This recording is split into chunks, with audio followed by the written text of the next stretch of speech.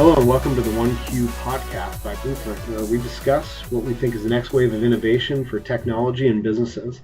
This is a podcast where we ask our guests, the leaders in our company, and our amazing clients the one burning question about the future of digital transformation. On today's show, we welcome Chris Carter. Chris, why don't you tell us a little bit about yourself, what you do, and what you think is cool in the world of technology today? Yeah, you bet. Hey, Ryan. So my name is Chris Carter. I'm the Managing Director of Technology and Product for Blueprint. What I do is I focus on our technical strategy. I look at what are the trends that are coming down the pipe from an industry perspective? What are our customers doing that we see as patterns and new directions that have made them successful? And then I also just look at what we as a company do to best service those customers and help drive this change throughout the industry. In addition to that, I also manage our product development process at looking at creating new and interesting ways of addressing those technology trends through products and new processes as well.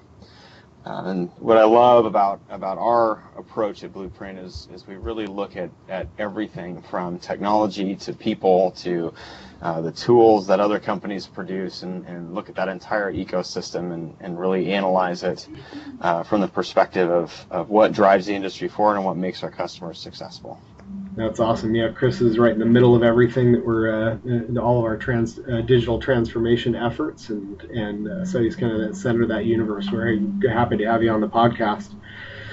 So let's get into it. So here's the one question for today. So what do you think is existing in technology today that you think will make the biggest impact on digital transformation in 3 years, and why?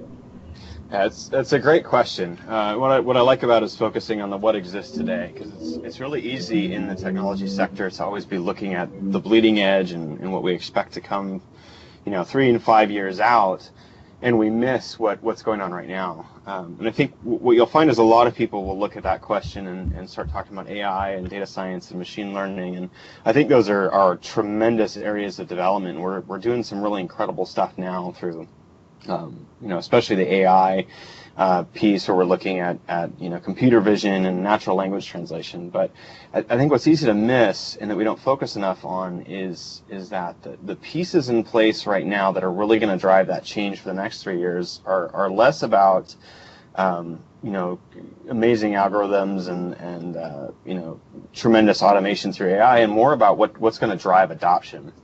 I think the opportunity for digital transformation is so sweeping and so broad in so many different companies, but they're getting high-centered on the adoption side of it and just how they get their workforces and their organizations and their customers to come along with them.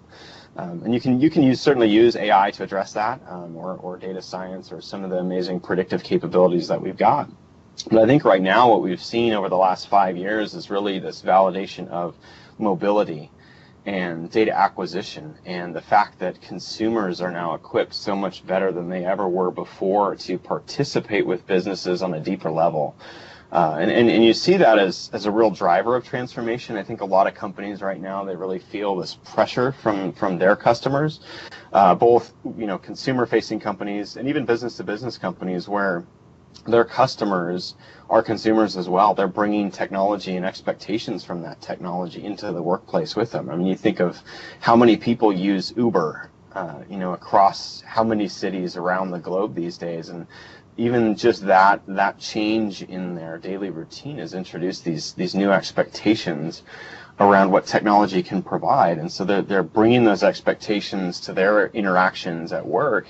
And a lot of companies are really facing this burning desire and this burning need to address that and to come along with this cultural shift that we're seeing. And while a lot of big data and analytics are driving some really incredible outcomes and possibilities, a lot of companies are still struggling with that. How do we get our organization to adopt this new mindset? How do we get people to really play well with the technology? And embrace it so that we can take on things like artificial intelligence operating our customer experience, or using predictive analytics to drive supply chain decisions, things like that. And so that's what we spend a lot of time is just working around that whole human technology interaction, and really what mobility and that expectation from the consumer side brings to it. Yeah, it's a great point about the importance of the interaction between the technology and the human beings to really make the relevance and adoption stick, to make the success of the technology. As far as you look at the existing technology that's out there right now and the maturity level of it, do you think the next 3 to 5 years of innovation is going to be driven more by things that exist today, or more by things that are going to be invented? I think you're going to see a bit of both. We're definitely seeing a tremendous acceleration in the space of, say, AI right now, where it's becoming more commoditized. The building blocks are becoming more commoditized, but the knowledge isn't there for mass adoption yet. And there's that education piece that's missing there. And so I think what we've really seen is a maturity in, say, the mobile toolkits and mobile platforms. When you look at companies like Apple and Google with Android, and even the third-party players, like as Microsoft has come in and shifted their mobile strategy to be less about delivering devices and operating systems and more about just getting developers incredibly productive, and making it so that these folks who want to get their ideas and vision out there don't have to have a tremendous amount of depth. They can reuse existing skill sets, such as web developers now are tremendously prolific in the mobile space, and driving a lot of really interesting applications through that, simply because they've been enabled that way.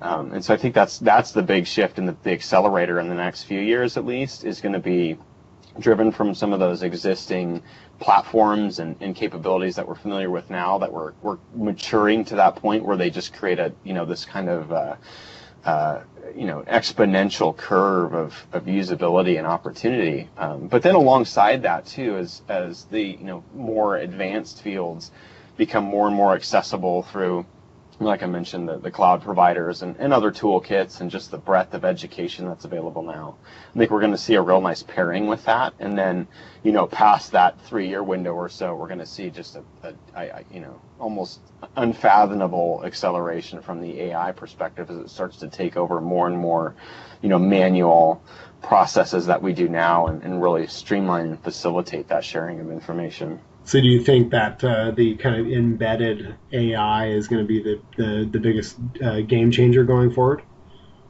I think so. I mean, I think we have to kind of channel how we look at that too, because I think when a lot of people think of AI, they're thinking of science fiction versions of it, where it's some kind of sentient thing that we're talking to, and I don't think they realize just how deeply embedded AI is into a lot of their interactions with, say, Amazon or Microsoft, or these big players, where they're or even Facebook, where it's automatically identifying, who's in pictures with people. And I saw this really amazing demonstration down at Spark Summit last year, where Intel had paired with this nonprofit that looks for missing children, and they created this AI process that would help speed up the identification of what missing children look like, say, 4 or 5 years after they disappeared, and rather than it being its own kind of intelligence that it's going to go and find everybody on its own, what it was built for was pairing with someone to look at it, so it could accelerate that person's ability to identify and make decisions around how to go out and actually find these kids. So it was, we saw this in one. It was an amazing space to have that participation in, but two, it was this example of, I think, what we're going to see, where this acceleration isn't just going to be by some kind of Android or something on its own. It's going to be a real human AI augmentation. We're going to see this as not necessarily a full replacement of what people do, but real augmentation of it, and an accelerator. Cool, that's awesome. That's great. Well, anything else you want to add as we kind of wrap up? Anything that the audience needs to think about that's kind of top of mind from a digital transformation standpoint? Yeah, definitely. I think the big thing to leave everyone with, and that I just hope people continue to evaluate, is understanding the human component in these technological shifts, and that digital transformation is not purely technology driven. It has to be driven by cultural change and a real willingness of leadership to adopt this new mindset of, the world is changing faster than ever, and they've got to be structuring their organizations to adapt to that change, not just once, but as kind of an ever-growing process of evolution of their companies. And that's what, we spend a lot of time thinking about. Awesome. That's great. Well, we thank you for your perspective and coming on the podcast today on what is the next wave of innovation for everybody to be thinking about. And thank everybody for listening. All you listeners, thanks for listening to the 1Q podcast by Blueprint, where we talk about what we think is the next wave of innovation for technology and businesses. Cool. Thanks, Ryan. Talk to you next time.